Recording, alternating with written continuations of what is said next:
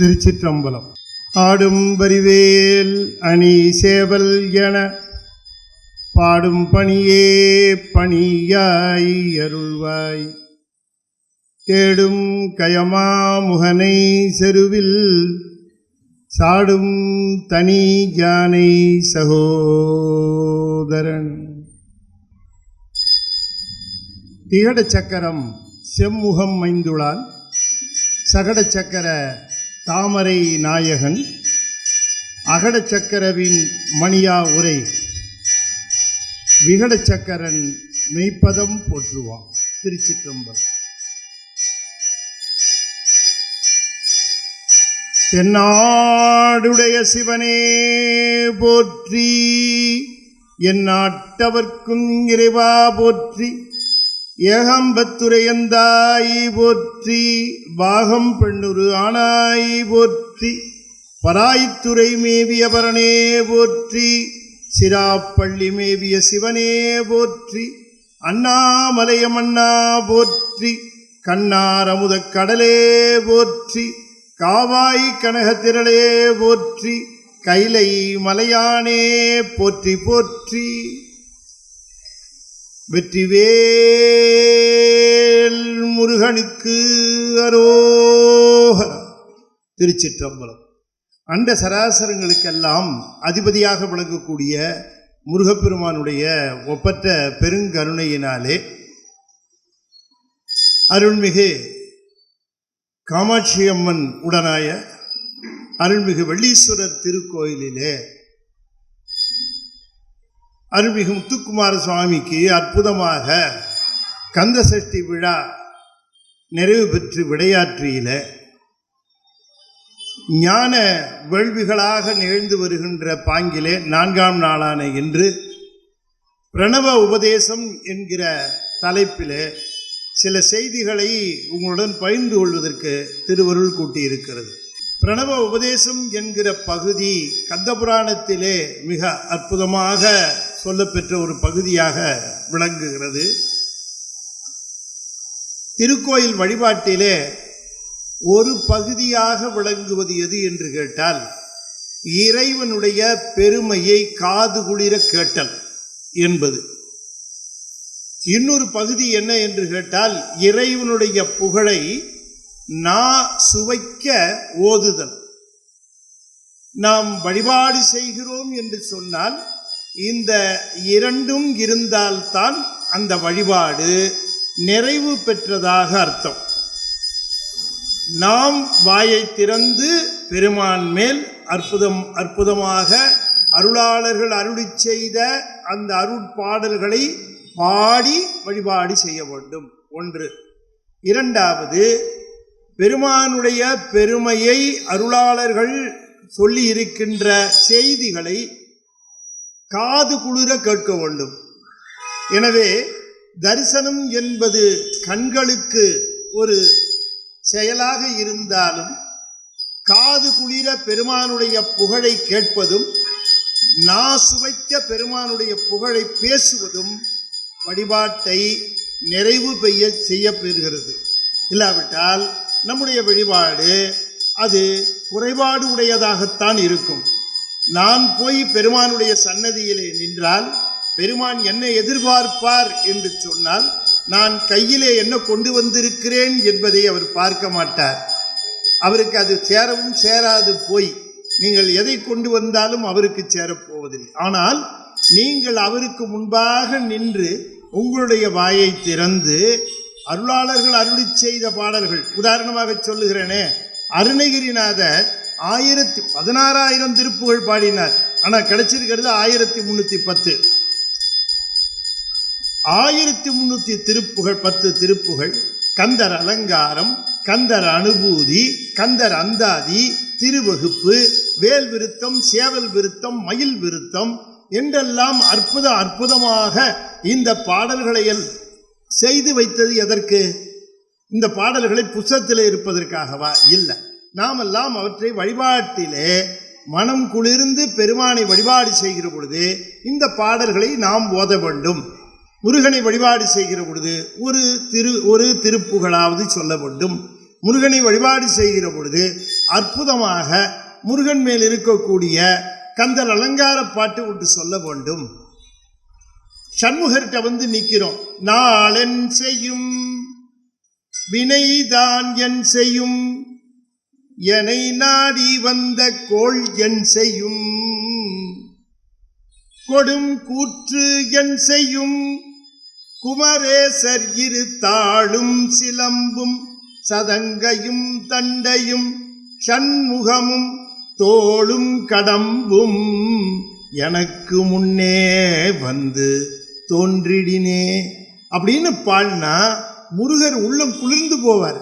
ஆஹா, இவனுக்கு நாக்கு கொடுத்ததனுடைய பயன் கிடைச்சது இன்னைக்கு என்று நினைப்பார் இல்லையா? அவர் நாக்கு கொடுத்திருக்கார். நாள் முழுக்க பேசி தீக்கிறோம், எதையோ பேசுகிறோம், பயனில்லாத சொற்களை பேசுகிறோம். ஆனால் முருகனுடைய புகழை பேசுகிறதா இந்த நாக்கு? முருகனுடைய பெருமையை பேசுகிறதா இந்த நாக்கு? அதுதான் முக்கியம். அப்ப நாம அந்த மாதிரி புகழை சொல்ல வேண்டும் என்பதற்காகத்தான் திருப்புகழை அருணகிரிநாதர் அருளியிருக்கிறார், கந்தர் அலங்காரத்தை அருளியிருக்கிறார். ஆகையினாலே அன்பர்களே, நாம் திருக்கோயிலுக்கு வழிபாட்டிற்கு வருகிற பொழுது நாம் அவசியமாக முருகன் மேல் அருளாளர்கள் அருளி செய்த பாடல்களை நாம் வாயார பாடுதல் வேண்டும். திருப்புகழ் பாடலாகட்டும், கந்தர் அலங்கார பாடலாகட்டும், கந்தர் அனுபூதி பாடலாகட்டும், அந்த பாடலை நாம் பாட வேண்டும். அதுதான் நாம் அவருக்கு சூட்டுகிற பாமாலை. நாம் வேற மாலையை சூட்டுகிறோம், ஆனால் அதற்கு மேலாக இந்த பாமாலையை சூட்ட வேண்டும். அது போலவே அவருடைய புகழை காது குளிர கேட்க வேண்டும். நமக்கு எந்த புகழ் ரொம்ப காதுக்கு இனிமையா இருக்கும் சொல்லுங்க? எந்த புகழ் நம்ம காதுக்கு ரொம்ப இனிமையா இருக்கும்? நம்மளை புகழ்ந்தா நம்ம காதுக்கு ரொம்ப இனிமையா இருக்கும். இன்னும் சரியா சொல்லிட்டேன். நம்மளை புகழ்ந்தோம்னா அது நமக்கு ரொம்ப மகிழ்ச்சியா இருக்கும், நம்ம புகழ்ச்சி. ஆனால் உண்மையிலேயே இந்த காது எந்த புகழை கேட்க வேண்டும் என்று சொன்னால் முருகனுடைய புகழை கேட்க வேண்டும். ஐயனின் சீர்பேசும் செல்வர்வாய் நல்ல தெள்ளமுதுண்டு உவந்த திருவாய், அப்பனின் திருவடி வணங்கினோர் தலை முடியணிந்தோங்கி வாழும் தலை, வேலனின் புகழ் கேட்ட வித்தகர் திருச்செவி விழாச்சுபம் கேட்கும் செய்தி. வள்ளற்பிரான் சொல்லுகிறார், பெருமானே, முருகப்பெருமானே, இங்கே இருக்கக்கூடிய கந்தகோட்டத்து முருகன் மேலே பாடி இருக்கிற தெய்வமணி மாலை, அதுல சொல்லுகிறார், ஐயனின் சீர் பேசும். யாரும் முருகனுடைய புகழை பேசுகிறார்களோ, யாரும் முருகனுடைய புகழை சொல்லுகிறார்களோ அவர்கள் நல்ல உணவை உண்ணுகிற பாக்கியம் அவர்களுக்கு கிடைக்குமா? ஐயனின் சீர் பேசும் செல்வர்வாய் நல்ல தெள் அமுது உண்டு உவந்த திருவாய், அப்பனின் திரு அடி வணங்கினோர் தலை. யார் முருகப்பெருமானுக்கு முன்பாக போய் நின்று தம்முடைய சிரத்தை தாழ்த்தி வணங்குகிறார்களோ அவர்களுக்கு முடிசூட்ட பெருமா. முடி அணிந்தோங்கி வாழும் தலை, அப்பனின் புகழ் கேட்ட வேலவர் புகழ் கேட்ட திருச்செவி. முருகாவனுடைய புகழை கேட்கிறவருடைய செவி அதுக்கு என்னென்னரு? விழாசுபம் கேட்கும் செவி. நல்ல இனிய விழா சுபமான செய்திகளாக அந்த காதுல வந்து விழுமா பாருங்க. அப்ப முருகனுடைய புகழை கேட்கிறதும் அவனுடைய பெருமையை பேசுறதும் ரொம்ப முக்கியம் இல்லைங்களா? அப்பனின் தலை, அப்பனின் அடி வணங்கினோர் தலை முடி அணிந்தோங்கி வாழும் தலை. ஆகையினாலே அன்பர்களே, இன்றைய தினம் இந்த கோயிலில் பாருங்க எவ்வளோ சிறப்பா முருகனுக்கு ஒரு 6 நாட்கள் கந்த சஷ்டியில் அற்புதமான விழா நடத்திய பிறகு, அந்த விழாவிற்கு பிறகு முருகப்பெருமானுடைய பெருமைகளை பேசுகின்ற நிலையில இங்கு சிறப்பாக சொற்பொழிவுகளை ஏற்பாடு செய்து இந்த திருக்கோயிலார் அற்புதமாக அமைத்திருக்கின்றார்கள். அதில் இன்றைய தினம் 4வது நாளான இன்று நாம் பிரணவ உபதேசம் என்கிற தலைப்பில் சில செய்திகளை சிந்திப்பதற்கு திருவருள் கூட்டியிருக்கிறது. பிரணவம் என்று சொன்னால் என்ன? பிரணவம் என்பது ஓம்காரம், எல்லாருக்கும் தெரியும். அது ஓம் என்பதுதான் பிரணவம்.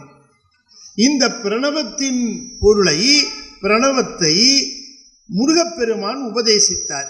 யாருக்கு உபதேசித்தார்? இந்த பிரணவ உபதேசத்தை யாருக்கு உபதேசித்தார்? யாருக்கு? சும்மா தைரியமா சொல்லுங்க. சிவபெருமானுக்கு உபதேசித்தார். சிவபெருமானுக்கு உபதேசித்தார். முதல்ல சிவபெருமானுக்கு உபதேசித்தார், அப்புறமா 2 பேருக்கு உபதேசித்தார். சிவபெருமானுக்குத்தான் முதல்ல உபதேசித்தார். அவரு அத முதல் திருப்புகழிலேயே சொல்லுகிறார் அருணகிரிநாதர். பின்னும் பிற்பாடெல்லாம் சொல்லல. அவர் முதல்ல தொடங்கின திருப்புகள் முத்தை தருவத்தி திருநகை அத்திக்கிரை சத்தி சரவண முத்தி கொரு வித்தி குருவர என ஓதும். அது முதல் வரி. முக்கட்பரமர்க்கு சுருதியின் முற்பட்டது கற்பித்திருவரு 30 முவர்க்கத் தமரர் மடிப்பேன. இது 2வது வரியில் அந்த செய்தியை சொல்லுகிறார். இந்த பிரணவ உபதேசத்தை முருகப்பெருமான் சிவபெருமானுக்கு உபதேசம் செய்து சொல்லுகிறார். முக்கட்பரமர்க்கு, 3 கண்கள் உடைய பரமன் எங்கள் சிவபெருமான். முக்கட்பரமர்க்கு சுருதியின் முற்பட்டது பிரணவம், சுருதியின் முற்பட்டது, அதை உபதேசம் செய்தார் என்று சொல்லுகிறார். முத்தை தருவத்தி திருநகை அத்திக்கிரை சத்தி சரவண முத்தி கொருவித்து குருவர என ஓதும். பிரணவத்தை புரிந்து கொண்டால், பிரணவத்தினுடைய உள் நுட்பத்தை புரிந்து கொண்டால் அவர்களுக்கு முத்தி வீடு எளிது. அதைத்தான் சொல்லுகிறாருங்க. அந்த முத்தியை தருகிறவரை முருகப்பெருமான் பக்கத்திலேயே வச்சிருக்கிறாராம். அவன் யாரு அப்படின்னு கேட்டா, முத்தை தருவத்தி திருநகை, பெருமாட்டியினுடைய அந்த நகை என்று சொல்லக்கூடிய சிரிப்பு இருக்க, அது முத்துக்களை அடிக்கியது போல இருக்க அந்த சிரிப்பு. முத்தை தருவத்தி திருநகை அத்திக்கிரை சத்தி சரவண முத்தி கொரு வித்து குருபர என ஓதும்.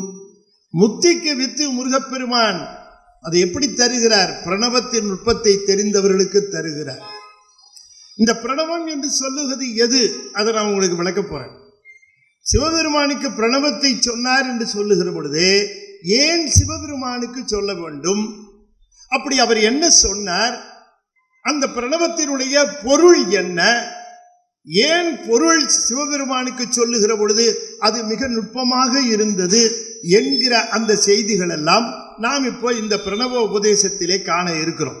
சரி, இப்ப பிரணவ உபதேசம் என்று சொல்லுகிற பொழுது இந்த பிரணவத்தை உபதேசிக்கிறவர் குரு, கேட்கிறவர் சீடர்.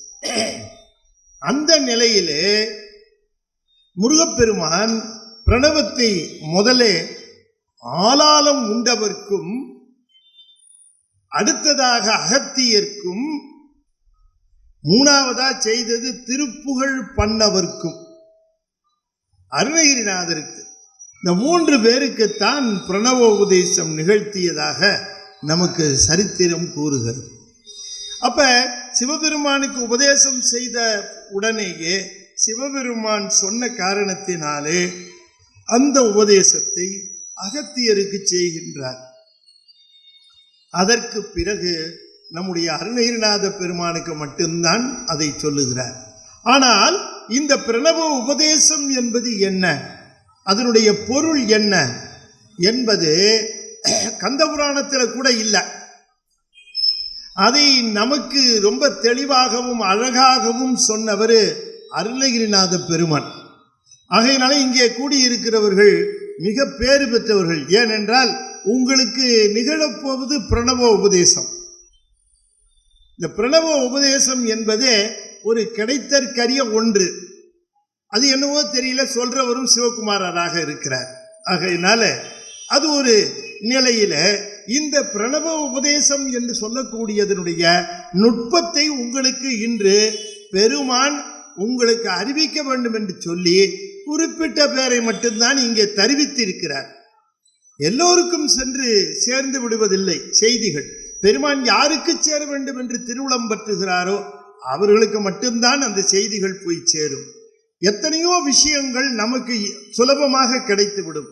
ஆனால் இறைவனை பற்றி, முருகனை பற்றி அந்த நுட்ப செய்திகள் என்பது அவசீலர்களுக்கு மட்டும்தான் கிடைக்கும். தவமுடையவர்களுக்கு மட்டும்தான் கிடைக்கும். அப்படி இன்றைய தினம் இந்த அற்புதமான செய்தியை நீங்கள் குறித்து வைத்துக்கொண்டு அதனால் முருகப்பெருமானுடைய பெருமையும் அருளையும் நீங்கள் புரிந்து கொள்ள வேண்டும் என்பதுதான் அடியனுடைய நோக்கம். இது வெறும் சொற்பொழிவு என்று நீங்கள் கருதிவிட வேண்டாம். ஏதோ ஒரு மணி நேரத்திற்கு எதையாவது ஒரு செய்தியை பற்றி சொல்லிவிட்டு நான் செல்லுவது முறை அல்ல. இங்கே சொல்லி இருப்பது உபதேசம். என்னது உபதேசம்? உபதேசத்தை எப்படி சொல்ல வேண்டும் என்பதை காட்டிலும் உபதேசத்தை எப்படி கேட்க வேண்டும் என்பது ரொம்ப முக்கியம் இல்லையா? அப்படி உபதேசம் சொல்லுகிறவர், உபதேசம் பெறுகிறவர் என்று சொல்லக்கூடிய அந்த நிலைதான் இன்றைய நிலையாக இருக்க வேண்டும் என்று நான் தயவு செய்து உங்களை கேட்டுக்கொள்கின்றேன்.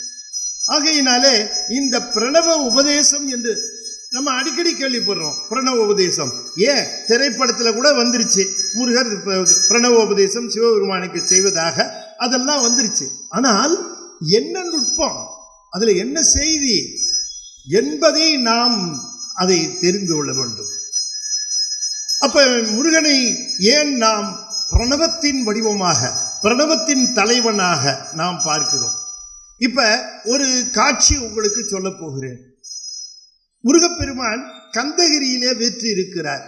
கந்தகிரிக்கு மேலே கைலாயம், கைலாயத்திலே சிவபெருமான் இருக்கிறார்.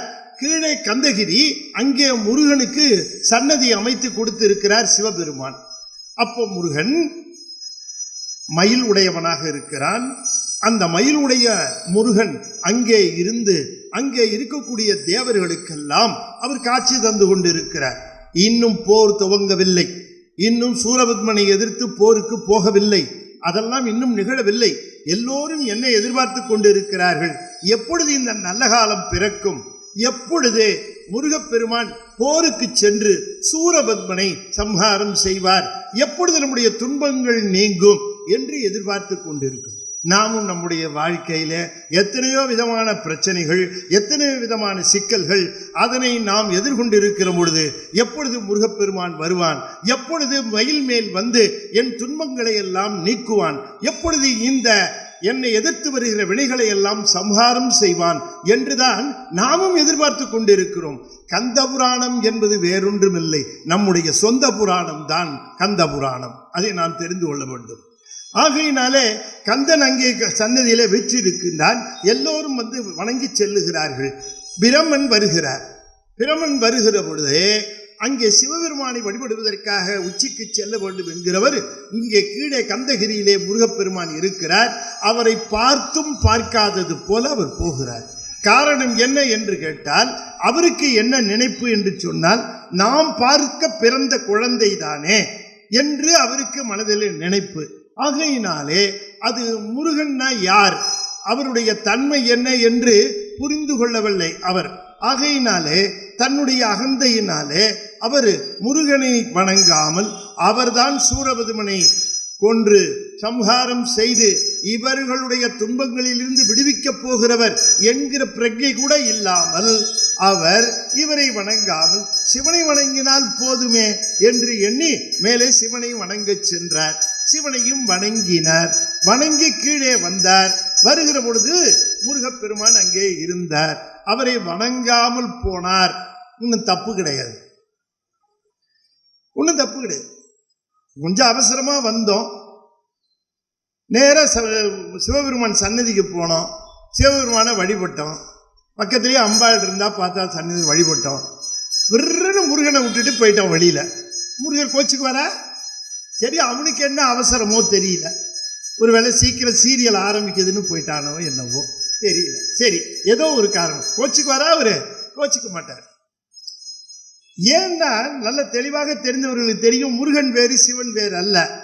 அது ஐமுக சிவன், இது அறுமுக சிவன். அதை பற்றி உங்களுக்கு தெளிவு சொல்லுகிறேன். அப்ப இந்த முருகனை பார்க்காமல் போனதுனால ஒரு பெரிய குற்றம் அல்ல. ஆனால் அவர் செய்த தவறு என்ன கேட்டா, முருகனை பார்த்தும் பார்க்காத மாதிரி போனார். ஹிப்போக்ரசி, பொய்த்தன்மை, இதுதான் ஆகாது. இப்ப ஒருவரை பார்க்காமல் போய்விட்டால் தப்பு கிடையாது. ஆனால் பார்த்தும் அப்படி பார்க்காமல் போனால் அது அவர்களுடைய நடிப்பு, ஹிப்போக்ரசி. அந்த முருகன் என்னைக்கு அதை ஒத்துக்கொள்ள மாட்டான். ஆகையினால வீரபாகுவை அழைத்தார். வீரபாகு அப்படின்னார். வீரபாகு போனார். 4 முகம் உன்னை 6 முகம் கூப்பிடுது அப்படின்னார். உடனே நேராக அவர் அங்கே போனார். போய் அப்படி நின்னார். நின்ன பிறகு கூட வணங்கலை, நின்னார். இப்படி முருகன் கேட்கிறான், தாங்கள் யார் அப்படின்னு. நான் பிரம்மன். ஓ, தங்களுக்கு தொழில்? படைப்பு எம் தொழில். ஓ, படைப்போ. எதை ஆதாரமாக வைத்து படைக்கின்றீர்கள்? பிரமன் சொன்னார், 4 வேதங்களையே ஆதாரமாக வைத்து யாம் படைக்கின்றோம். ஓ, வேதம் வருமோ? ஓ, வருமே. அப்படியானால் இங்கே சொல்லுங்கள் அப்படின்னார். உடனே இவர் ஆரம்பிச்சார். ஓ, நிறுத்துங்கன்னார். பிரம்மா நிறுத்தி விட்டார். நான் இன்னும் சொல்லவே இல்லையேன்னார். அதை பற்றி இல்லை, முதல்ல என்ன இழுத்தீங்களே என்னன்னார். அது பிரணவம்னார். பிரணவம்னா என்ன பொருள் அதுக்கு அப்படின்னு கேட்டார். அவ்வளோதான், ஃபங்க் ஆயிட்டார். முருகர் what is the meaning of பிரணவான்னு கேட்கல. நல்ல தெளிவாக புரிஞ்சு கொள்ள வேண்டாம். What is the meaning of பிரணவான்னா நான் சொல்லுவேன், பிரம்மா சொல்ல மாட்டாரா? What is the meaning of பிரணவான்னு கேட்கல. What is the significance of பிரணவான்னு கேட்டார். அதுதான் பொருள் அர்த்தம். பொருள் என்று சொன்னால் அர்த்தம் இல்லை, மீனிங் இல்லை. அது எந்த பொருளை குறிக்கின்றது அப்படின்னு கேட்டார். What is the significance of. இப்ப சிவபுராணம் சொல்லுகிறபடி சொல்லுவார், சொல்லிய பாட்டின் பொருள் உணர்ந்து சொல்லுவார் செல்வர். அப்ப பொருள் உணர்ந்து சொல்லுவார்னா மீனிங் தெரிஞ்சு சொல்லுவார்னு அர்த்தம் இல்ல. இந்த சொல்லிய சிவபுராணத்திற்கு எது பொருளாக விளங்குகிறது? சிவம் பொருளாக விளங்குகிறது. எனவே சிவபுராணத்தை சிவத்தை உணர்ந்து சொல்ல வேண்டும். அப்ப சிவபுராணத்துக்கு எது பொருள்? என்னங்க, எது பொருள்? திறந்து சொல்லலாம், இது ஒரு வாய்ப்பு இல்லை சாமி பேரை சொல்றதுக்கு. சிவபுராணத்துக்கு எது பொருள்? சிவபெருமான் தான் பொருள். அப்ப தில்லைவாழ் அந்தணர்கள்லாம் மாணிக்க வாசகரை பார்த்து, இதோ திருவாசகம்னு ஒன்று இங்க இருக்கு, அதை நீங்க சொல்ல பெருமான் தான் எழுதினார்னு இங்க இருக்கு, இதுக்கு என்ன பொருள்னு கேட்ட உடனே மணிவாசகர் என்ன செய்தார்?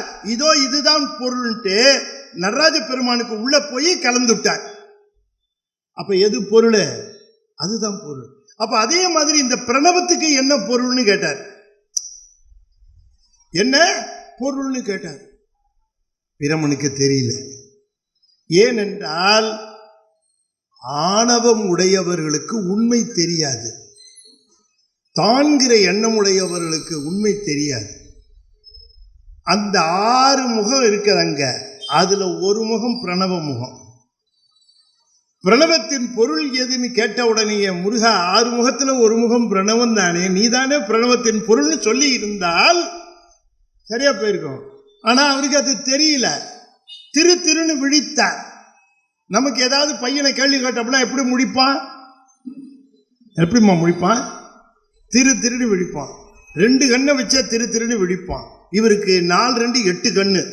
8 கண்ணையும் விழித்தார். மிகைத்த கண்களை விழித்தனன், அப்பொருள் தெரிந்த திகைத்தனன், வெள்கினன். தெரியாம முழிச்சார். யோசனை பண்ணார், யோசிச்சுக்கிட்டு இருந்தார். நடுக்க ஆரம்பிச்சது. உடனே முருகப்பெருமான் இப்படின்னு கூப்பிட்டார். அவர் குழந்தை எப்படில உட்கார்ந்துருப்பாரு, இவர் நிற்கிறார். இப்படின்னார். கிட்டக்க வர சொன்னார். அவர் கிட்டக்க இப்படி போனார், குனிஞ்சார். ஒரு கிட்டக்க, சரி நமக்கு மட்டும் முருகன் அந்த பொருளை சொல்ல போறார் போல இருக்கு அப்படின்னு குனிஞ்சார். நல்ல கையை அப்படி பண்ணிட்டு வச்சாரு. ஒரு கொட்டு குடுமி பொடி ஆயிடுச்சு. அருணகிரிநாதர் சொல்லுகிறார், இவரை இங்க குட்டின குட்டி இவங்க அப்பா திருமாலுக்கு ஐயோ என் பிள்ளைய அடிக்கிறாரேன்னாராம். அங்க வரிச்சுதான். உடனே கூப்பிட்டார் வீரபாபு, கொண்டு போய் செல்லுல போட்டுட்டார். பிரமனை கொண்டு போய் சிறையிலே அடைத்தார். பிறகு தானே அந்த படைப்பு தொழிலை தொடங்கினார். ஒரு முகம் கொடு சதுர்முகன் போல் விதி செய்தான். கச்சியப்பர் சொல்லுகிறார், அவனுக்கு 6 முகம் இல்லையா, ஒரு முகத்தை என்ன பண்ணானா படைப்புக்குன்னு அலோகேட் பண்ணிட்டானா. அதுல எப்படி பண்ணான்னாரு, இவர் 4 தலை வச்சுக்கிட்டு பண்ற தொழில இவர் ஒரே தலையில பண்ணிட்டு இருந்தாராம். ஒரு முகம் கொடு சதுர்முகன் போல் விதி செய்தான். இந்த படைப்பை தொழிலை செய்து கொண்டிருந்தான். திருமால், பிரமன் என்று சொல்லக்கூடிய இந்திரன், உருத்திரன் போன்ற தலைவர்கள் எல்லாம் இப்படி பிரமன் சிறைப்பட்ட உடனேயே திருமாலும் இந்திரனும் உருத்திரனும் என்ன செய்வது என்று தெரியவில்லை. திருமுருகாற்றுப்படையில் சொல்லுகிறார், பிரமனுக்கு வேலை போட உடனே இந்த 3 பேருக்கும் ஆட்டோமேட்டிக்கா போயிடுச்சான். நம்ம இவங்க 3 பேரை முருகப்பெருமான 5 தொழிலையும் பண்ணாருங்கிறாரு திருமுருகாற்றுப்படையில. இவங்க எல்லாரும் போய் சிவபெருமான்கிட்ட சொல்லலான்ட்டு போறாங்க. சிவபெருமான்கிட்ட பாருங்க, என்ன விஷயம் அப்படின்னார். உங்க புள்ள பிரமனை சிறையில் அடைச்சு விட்டார். அப்ப படைப்பு அவரே செஞ்சிட்டு இருக்கிறார். ஓ, என்ன பண்ணணும், நீங்க எப்படியாவது சொல்லி அவரை கொஞ்சம் ரிலீஸ் பண்ணீங்கன்னா பரவாயில்ல. ஏன் சிறையில் அடைச்சா? இல்லை, அவர் ஏதோ கேள்வி கேட்டாராம், இவருக்கு பதில் தெரியலையா, அதனால தூக்கி உள்ள போட்டார். ஓ, அப்படியா, சரி, நான் சொல்றது இருக்கட்டும், நீங்களே போய் சொல்ல வேண்டியது தானே. அவர்கிட்ட போய் கொஞ்சம் சொல்லுங்களேன், முருகன்கிட்ட போய் நீங்கள்லாம் கொஞ்சம் எடுத்து சொல்லி பிரம்மனை சிறையிலேருந்து விடுவிக்க சொல்லி சொல்லுங்களேன் அப்படின்னார். அப்போ இவங்க சொன்னாங்க, ஏற்கனவே ஒரு கேள்வி கேட்டு பிரம்மனுக்கு பதில் தெரியாமல் உள்ளே போட்டார். எங்களை ஏடா கூடமாக எதையாவது கேட்டு எங்களுக்கு சிலபஸ் மறந்து போய் ரொம்ப நாளாச்சு, நாங்களும் பதில் தெரியாமல் முடிச்சு எங்களையும் தூக்கி உள்ளே போட்டா யார் பார்க்கறதுன்னா அப்படி யோசனை பண்ணார். அதுவும் சரிதான். நந்தி பெருமான் வந்து நின்னார். போய் நான் சொன்னேன்னு சொல்லி பிரமனை சிறையிலிருந்து விடுவிக்க சொல். நான் சொல்கிறது கச்சியப்பர் கந்த புராணம். உங்களுக்கு சினிமா படம்லாம் ஞாபகத்துக்கு வரக்கூடாது, அதுலெல்லாம் நிறைய கற்பனை இருக்கும். உடனே இங்கே நந்தியை கூப்பிட்டு அனுப்பிச்சார். நந்தி தேவர் போகிறார்.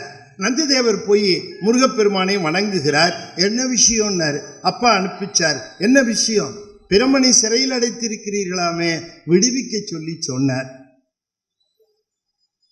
அதோட விட்டுருந்தா விஷயம் வேற. இந்த சில சமயம் சண்டையை தீர்க்கிறதுக்காக, சமாதானம் பண்ணுறதுக்காக இந்த தூது அனுப்புவான் ஆளை. அவன் என்ன பண்ணுவான், சிறு சண்டையை சமாதானம் பண்ணுறேங்கிற பேர் வழியில் பெரிய சண்டையாக ஊதி விட்டு வந்துடுவான். சார், அவர் உங்களை நாயின்னு சொன்னது தப்பு தான் சார், இந்த சமாதானம் பண்ண போகிறோன்னு சொல்லுவான். உங்களை அவர் நாயின்னு சொல்லியிருக்கக்கூடாது, என்ன தெரு நாயின்னு வேறு சொல்லிவிட்டாரு. அது எல்லா நாயை விட கேவலமான நாய். அவன் ஒரே ஒரு தடவை தான் நாய் சொல்லியிருப்பான். இந்த தூது போனவன் ஒரு 10 தடவையாவது நாயை சொல்லியிருப்பான். அவனுக்கு இன்னும் உஷ்ணம் ஏறிடும். நந்தி போனாரு, விடுவிக்க சொன்னார் அப்பான்னு சொல்லிட்டு அத்தோட நிறுத்திருக்கலாம் இல்லையா? ஒரு படி மேலே போய் சொன்னார், குடிலை அன்னவன் கூரற்கு எளியதோ அப்படின்னு கேட்டார். நீங்கள் ஏன் இவ்வளோ டஃப்பான கொஸ்டின் கேட்டீங்க பிரம்மாவை? கொஞ்சம் சுலபமான கேள்வி கேட்டிருந்தா பிரம்மா பதில் சொல்லியிருப்பார். 2+2 எவ்வளோன்னு கேட்டிருந்தீங்கன்னா டக்குன்னு பதில் சொல்லியிருப்பார்.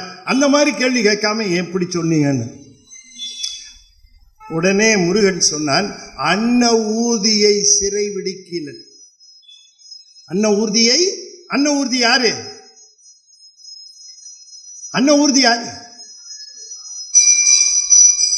அன்னத்தை ஊர்தியா உடையவன் யாரு? அன்னத்தை வாகனமாக உடையவன் யாரு? அன்னத்தை வாகனமாக உடையவன் பிரம்மா.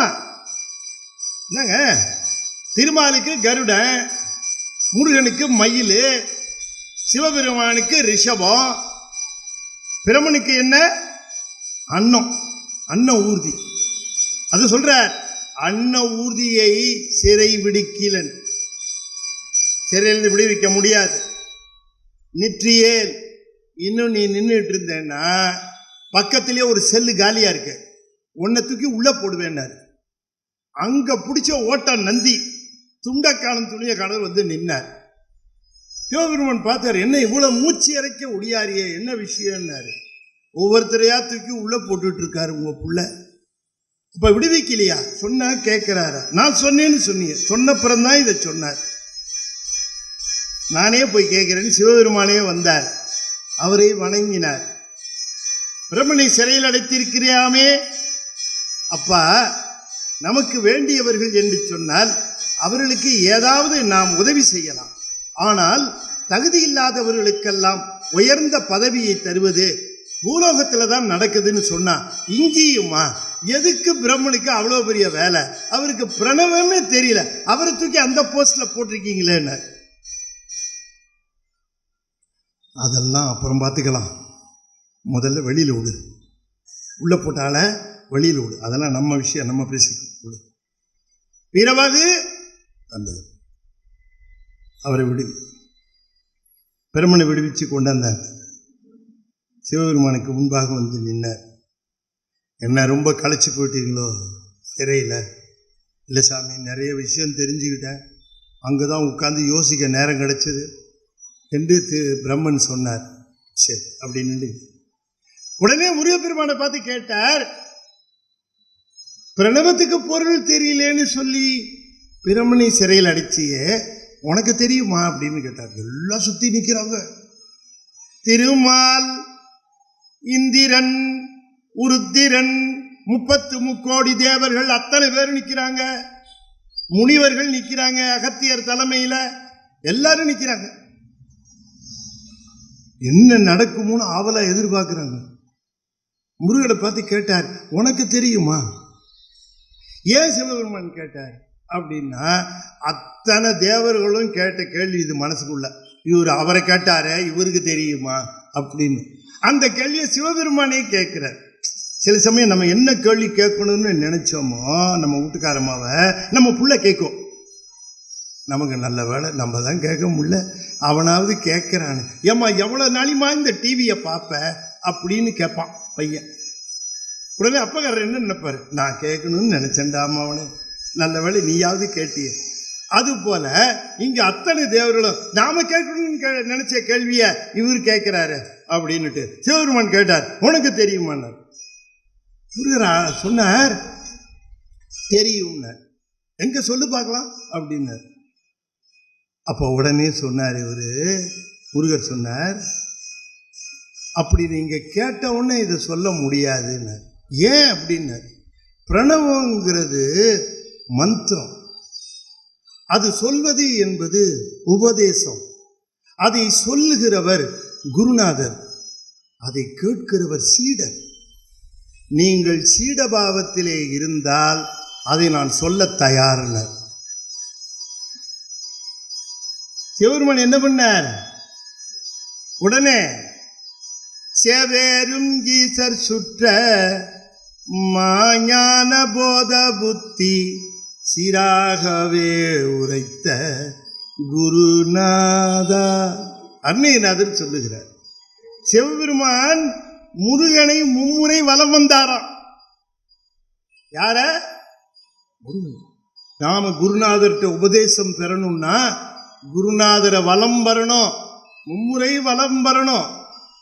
அப்ப இந்த உலகத்தவர்கள் சீட பாவத்திலே இருந்து உபதேசம் கேட்க வேண்டும் என்றால் என்ன பவ்யத்திலே இருக்க வேண்டும் அப்படின்னு காட்டுவதுதான் சிவபெருமானுடைய நோக்கம்.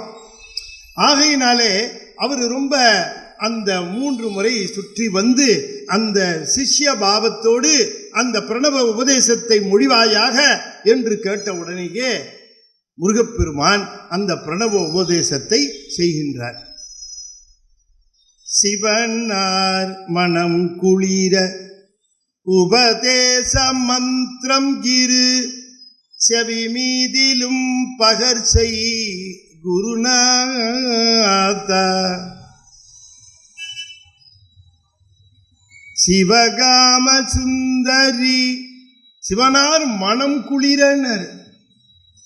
அதை கேட்டவொடனே சிவனாருக்கு என்ன ஆச்சா? மனம் குளிர்ந்ததுன்னு, மனம் தெளிந்ததுன்னு சொல்லலை. ஏன்னா அவருக்கு ஏற்கனவே தெரியும் இல்லையா? வீட்டில் குழந்தைய பார்த்து அம்மா கேட்பாங்கடா, இன்னைக்கு என்னடா சொல்லி கொடுத்த ஸ்கூல்ல? அம்மா அடிஷன் சொல்லி கொடுத்தாங்கம்மா. அடிஷனா என்னடா? 2+2 எவ்வளவுன்னு சொல்லி கொடுத்தாங்கம்மா. அப்படியா? எவ்வளோடா? உனக்கு தெரியுமாம்மா? எனக்கு தெரியாதுடா, நீ சொல்டா கண்ணா. இன்னும் இந்த குழந்தை 2+2 1 2 1 2 2 + 2 4. இது கூட தெரியலையம்மா உனக்கு அப்படின்னு. அப்ப இந்த குழந்தைக்கு தெரிஞ்சது தனக்கு தெரியலேன்னு அர்த்தமா?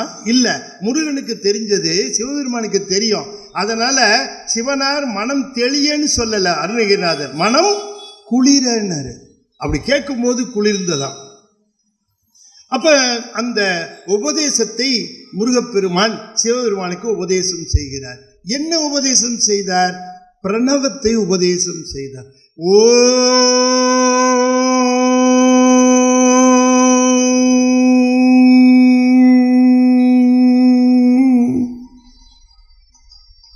அதுக்கு என்ன பொருள்? பிரணவம் என்னன்னு தெரியும் யாருக்கு? பிரம்மனுக்கு தெரியும், எல்லாருக்கும் தெரியும். ஆனா அதனுடைய பொருள் என்ன? What does it signify? அதுதானே முக்கியம். அப்ப பிரணவத்தின் பொருள் என்னன்னு சொன்னாராம். அன்பர்களே, நல்ல தெளிவாக கேட்க வேண்டும். நான் அருணகிரிநாதர்கிட்ட இருந்து தான் பேசுறேன். முருகப்பெருமானும் சிவபெருமானும் என்ன பேசிக்கொண்டார்கள் அப்படிங்கிறத கச்சியப்பர் கந்த புராணத்தில் சொல்லல. அதுக்கப்புறம் எந்த அருளாளரும் சொல்லல. அப்பாவும் பிள்ளையும் என்ன பேசிக்கிட்டாங்கன்னு சொன்ன ஒரே அருளாளர் அருணகிரிநாதர் மட்டும்தான். அருணகிரிநாதர் மட்டும்தான் சொன்னார் அப்பாவும் பிள்ளையும் என்ன பேசிக்கிட்டாங்க. 2 விஷயம் சொல்றது. நல்லா கவனமா கேட்டுக்கோங்க. நீங்க இது வரைக்கும் கேட்டிருக்க மாட்டீங்க இந்த செய்தி. அப்பாவும் பிள்ளையும் என்ன பேசிக்கிட்டாங்க? 2 விஷயம் சொல்லுகிறார் அருணகிரிநாதர். முதல் விஷயம் என்ன சொல்றாரு? முதல் விஷயம் என்ன சொல்றார்? அப்பாவும் பிள்ளையும் தமிழ்ல பேசிக்கிட்டாங்கன்னாரு. கொன்றை சடையார்க்கு ஒன்றை தெரிய கொஞ்சு தமிழில் பகர்வோனே. கொன்றை சடையார்க்கு ஒன்றை தெரிய கொஞ்சு தமிழில் பகர்வோனே. அப்ப நீங்க முருகப்பெருமானுக்கு முன்னால போய் நின்னீங்கன்னா தமிழில நீங்கள் பாடல்களை, திருப்புகளையோ அல்லது அருணகிரிநாதர் அருளி செய்த கந்தர் அலங்காரத்தையோ பாடினால் முருகப்பெருமான் மகிழ்ந்து போவான். அதனால தானே அவ்வளவு பாடி வச்சிருக்கிறார். சொல்லுங்க, எதுக்காக பாடி வச்சிருக்கிறார்? இப்படி பெருமானுக்கு முன்பாக போய் நிற்கிற உடனேயே வழிபாட்டினுடைய நிறைவே எங்க நிகழ்கிறது என்று சொன்னால், நாம் நம்முடைய வாயினாலே பாமாலையை சூட்ட வேண்டும்.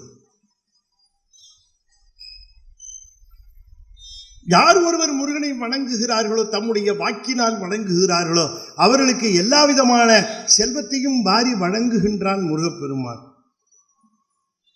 நாள் என் செய்யும் வினைதான் என் செய்யும், என்னை நாடி வந்த கோள் என் செய்யும், கொடும் கூற்று என் செய்யும். அருணகிரிநாதர் கேட்கிறார். குமரே சங்கிருத்தாளும் சிலம்பும் சதங்கையும் தண்டையும் சண்முகமும் தோளும் கடம்பும் எனக்கு முன்னே வந்து தோன்றினே. அப்ப முருகப்பெருமானுக்கு முன்பாக போய் நின்று ஒரு திருப்புகழ். இரவாமல் பிறவாமல் எனையாள் சர்க்குருவாகி பிறவாகி திறமான பெருவாழ்வை தருவாயே. குரமாதை புணர்வோனே குகனே சொல் குமரேசா, அரணாலை புகழ்வோனே அவிநாசி பெருமாளே. சார், எனக்கு ராகமா பாட வராதே சார், எனக்கு இசை தெரியாதே. ஒன்றும் கவலை இல்லை, அதை பற்றி கவலை இல்லை. அருணகிரிநாதர் சொல்லுகிறார், பெருமானுக்கு ரொம்ப பிடிச்சது எதுன்னு கேட்டால், நீங்கள் ராகத்தோட பாடணும்னு அவசியம் இல்லை. ராகம் தெரிஞ்சா பாடு, பண் தெரிஞ்சா பாடு, இல்லைன்னா படி. ஆனால் என்ன முக்கியம்னு கேட்டார், அது ரொம்ப சொல்லுகிறார். முருகனுக்கு முன்பாக பாடுகிற பாடலில் என்ன முக்கியம்? 2 விஷயம் முக்கியம். ஒன்று அழித்து பிறக்க ஒட்டா அயில் வேலன் கவியை அன்பால் எழுத்து பிழையற கற்கின்றீர். அப்ப அந்த பாட்டை எப்படி சொல்லணுமா? அன்பால் சொல்லணும், அவ்வளவுதான். ரெண்டாவது எழுத்து பிழையற, தப்பு இல்லாம. அப்ப அன்பா பாடு, தப்பு இல்லாம பாடு. முருகப்பெருமானை யார் ஒருவர் திருப்புகழிலே போய் கந்தர் அலங்காரத்திலே போய் தப்பில்லாமல் அன்போடு பாடுகிறார்களோ அவர்களுக்கு என்னைக்கு யமபயம் கிடையாதுங்கிறார். அடித்து பிறக்க ஒட்டாயில் வேலன் கவியை அன்பால் எடுத்து பிழையற கற்கின்றீர். அது இப்ப படிக்காம எப்ப படிக்கிறது? கண்ணு காது மூக்கு நாக்கு எல்லாம் ஒழுங்கா வேலை செஞ்சிட்டு இருக்கும் பொழுதுதானே கோயிலுக்கு வரணும். ரொம்ப பேர் சொல்றான், இப்பவே என் கோயிலுக்கு போறவனையும் எடுப்பான். ஏன் இப்பவே போற, என்ன அவசரம், எப்போ போகணுங்கிறான். 5 ஆஃப் ஆனதுக்கு அப்புறம் போலாங்கிறான். புரியுதா என்ன 5 ஆஃப் ஆனது? 5 ஆஃப் ஆனதுக்கு அப்புறம் போனா என்ன, இல்லை போகாட்டி தான் என்ன? இந்த 5 வேலை செய்யும் பொழுது தானே வந்து பார்க்கணும். யார் ஒருவர் கந்தர் அலங்காரத்தையும் திருப்புகழையும் பாடுகிறார்களோ அவர்களுக்கு யமபயம் இல்லைன்னார். அழித்து பிறக்க ஒட்டா அயில் வேலன் கவியை அன்பால் எடுத்து பிழையற கற்கின்றீலி. எரியும் உண்டதென்ன. யமன் வருகிற பொழுது எப்படி வருவான்? எல்லாருக்கும் வரத்தான் போறான், ஒருத்தரையும் ஸ்பேர் பண்ண மாட்டான். ஐயோ இவர் நமக்கு வேண்டியவர், இவர் நமக்கு எய்த்து வீட்டுக்காரரு, இவர் நம்ம பக்கத்து வீட்டுக்காரரு அப்படின்னு பார்ப்பான். Nothing doing. எல்லாருக்கும் வருவார். வரும்போது எப்படி வருவார்? சிரிச்சுக்கிட்டே வருவாரா? சார் எப்படி இருக்கீங்க, வரீங்களா போலாமா அப்படின்னு கேட்டு வருவான். கடுங்கோபமா வருவானா, காது மூக்குலையும் புகை வருமா, கொடுங்கோபச்சு ரொம்ப கோபமா வருவானா. ஏன் வா, உடனே அவனை பார்த்து, hello mister Yamadharman, will you please wait for 5 minutes. வாய் இல்லை, இந்த திருப்புகழ் படித்தா யமபயம் இல்லைன்னு வெள்ளீஸ்வரர் கோயிலில் கந்த சஷ்டி விளையாட்டில் ஒரு ஆள் வந்து சொன்னார். ஆகையினால இதை முடிச்சிடுறேன் அப்படின்னு சொன்னார். விளையாட்டில் வந்து சொன்னார். அதனால நீ கொஞ்சம் அப்படி வெயிட் பண்ணேன்னா நான் ஒரு திருப்புகழை ஓதி முடிச்சிருவேன் அப்படின்னு சொல்லுவோம்.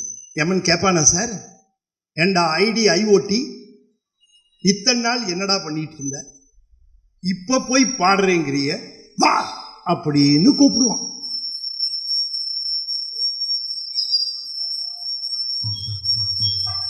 வெற்றிவேல் முருகனுக்கு